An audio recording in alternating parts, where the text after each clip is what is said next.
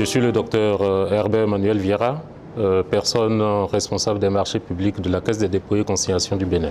Alors, j'ai trois questions pour vous. Alors, ma première question, c'est comment la commande publique peut-elle devenir un véritable levier de développement économique et soutenir davantage les PME locales et les acteurs nationaux? Oui, vous savez, la commande publique est essentielle puisque toute la dépense publique se base notamment pour la majorité, sur la commande publique. D'ailleurs, il est bien dit, hein, after salaries, everything is procurement. Donc, à part les salaires, l'ensemble de la dépense publique tourne autour de la commande publique. Donc, pour tout ce qui est acquisition de biens, pour ce qui est mise en place des immobilisations et autres, on a recours aux procédures de commande publique, tant au niveau des PPP qu'au niveau des marchés publics. Donc, la commande publique est essentielle. Et ce sont des acteurs qui animent la commande publique, tant au niveau des autorités contractantes qui expriment les besoins et qu'au niveau de ceux qui répondent à cela, notamment les fournisseurs, les entrepreneurs, les partenaires et autres. Alors comme si la commande publique est vraiment intéressante et représente une part intéressante des dépenses de l'État, quelles garanties concrètes existent aujourd'hui pour assurer une transparence totale dans l'attribution des marchés publics? Je crois que les États africains ont beaucoup fait. Et puisqu'il y a eu des réformes, les cadres juridiques ont dû être expérimentés, éprouvés, et à chaque fois, comme l'a souligné aujourd'hui, vous avez suivi avec nous le docteur Moustapha Dité, le DG de l'ARCOP du Sénégal. L'histoire même de la commande publique du Sénégal est partir sur plusieurs phases. D'abord la tropicalisation, ensuite il y a eu la communautarisation, et il y a eu le renouveau de la commande publique et aujourd'hui on est à la territorialisation. Donc tout ce qui est fait comme réforme, c'est pour assurer non seulement la transparence, mais les autres principes fondamentaux qui concernent l'égalité de traitement des candidats, qui concernent l'accessibilité à cette commande publique à tous, et qui concerne aussi, puisque nous sommes dans un espace communautaire, la reconnaissance mutuelle, si vous voulez.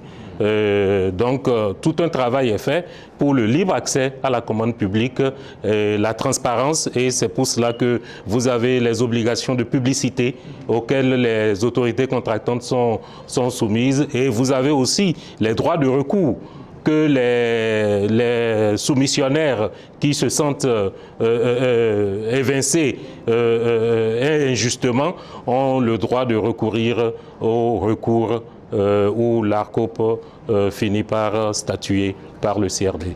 Alors, au-delà des réformes techniques, la commande publique peut-elle devenir un outil stratégique de souveraineté économique et de transformation structurelle pour les États africains? Les États africains n'ont pas le choix.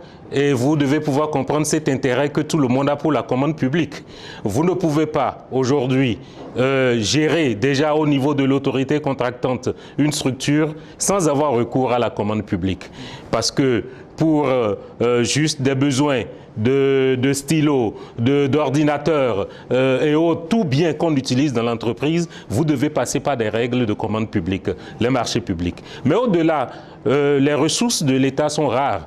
Parce que pour les marchés publics, le principe, c'est de disponibilité, c'est de disposer de la ressource pour pouvoir lancer le marché public. Mais l'autre côté, les PPP nous permettent de solliciter non seulement les investisseurs, mais aussi la compétence des partenaires. Donc, aujourd'hui, les États n'ont pas le choix de se baser sur la commande publique, et c'est cette structuration, c'est cet assainissement de la commande publique qui est en train d'être fait. Et je voudrais remercier le Centre d'études et de recherche en commande publique dont je suis membre, et sous la houlette de son président, notamment M. Bodou Bey, pour cette belle initiative qui est une première.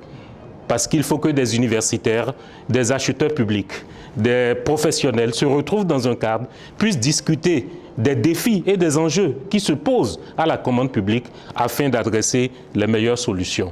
C'est un travail permanent Et je formule le vœu que le centre, au-delà des webinaires que le centre organise déjà en ligne, et je vous assure qu'il y a beaucoup de production scientifique au niveau du centre, et ça c'est à encourager. Je crois que le centre ira d'ici là, va dévoiler sa revue scientifique, et ce centre pourra apporter beaucoup pour la réflexion.